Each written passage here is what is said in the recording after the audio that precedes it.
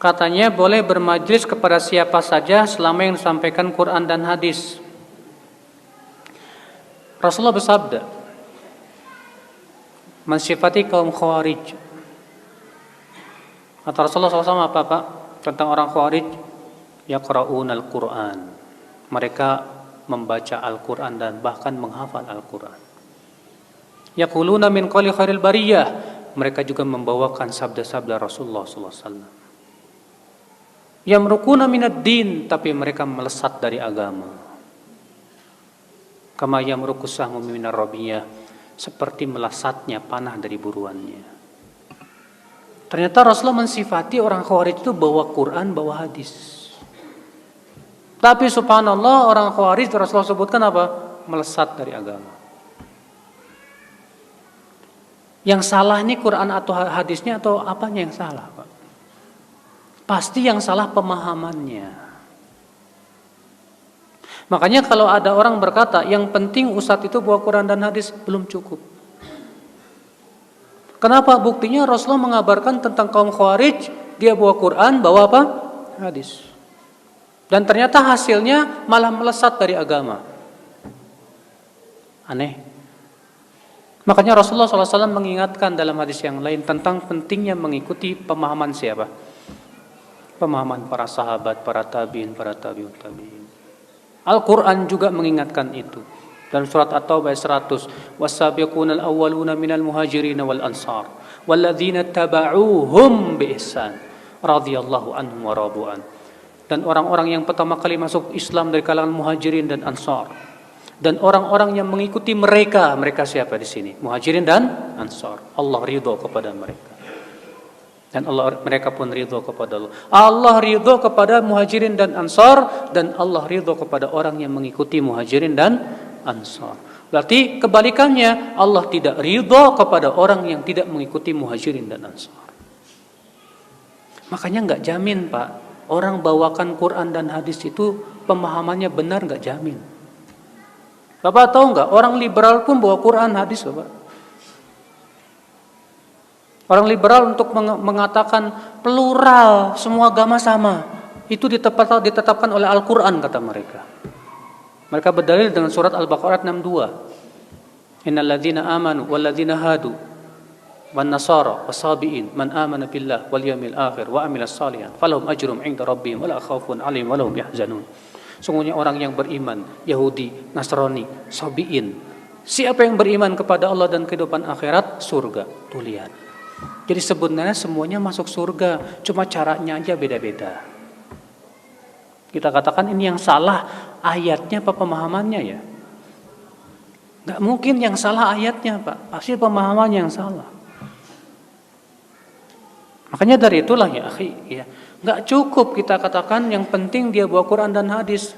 Kita katakan kita lihat pemahamannya sesuai dengan pemahaman siapa. Kalau dia pahami dengan akalnya sendiri, bahaya Pak, bahaya. Makanya Umar bin Khattab bertanya kepada Ibnu Abbas, "Hai Ibnu Abbas, aku merasa heran," kata Umar bin Khattab. "Heran apa ya Amirul Mukminin?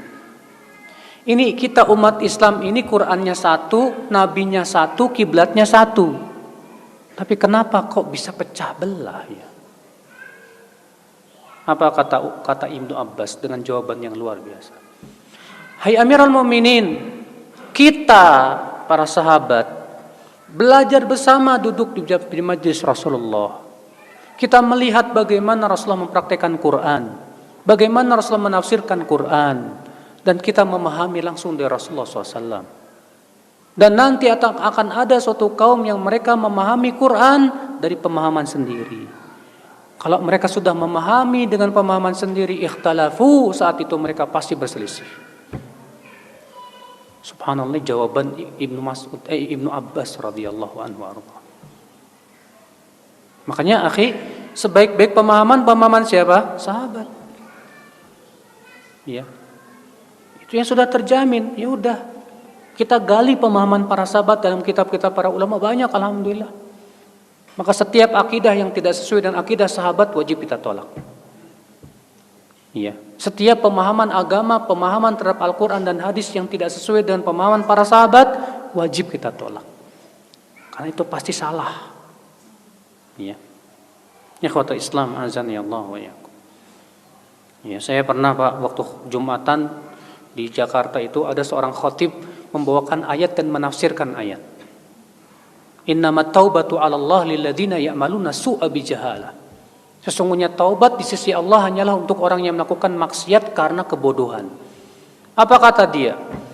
Berarti orang yang melakukan maksiat dalam keadaan dia tidak bodoh, tidak ada taubat buat dia. Berarti kalau kamu berbuat maksiat dalam keadaan kamu tahu itu maksiat, taubatmu tidak diterima sama Allah. Ajib, saya mendengar itu aneh sekali. Saya rujuk kitab-kitab tafsir, nggak ada satupun ulama yang berpendapat seperti itu. Yang ada kita dapati pendapat para sahabat bahwa ayat ini masuk padanya orang yang berbuat maksiat baik tahu maupun tidak tahu. Bahkan orang yang berbuat maksiat dalam keadaan itu tahu itu maksiat, itu bodoh itu orang. Iya nggak? Bodoh nggak Pak? Bodoh. Sama seperti saya katakan kepada Bapak, di gelas itu ada racunnya, jangan diminum. Udah tahu ada racun diminum juga. Boleh nggak saya bilang kepada Bapak, bodoh kamu tuh. Udah tahu ada cara racun, kok diminum?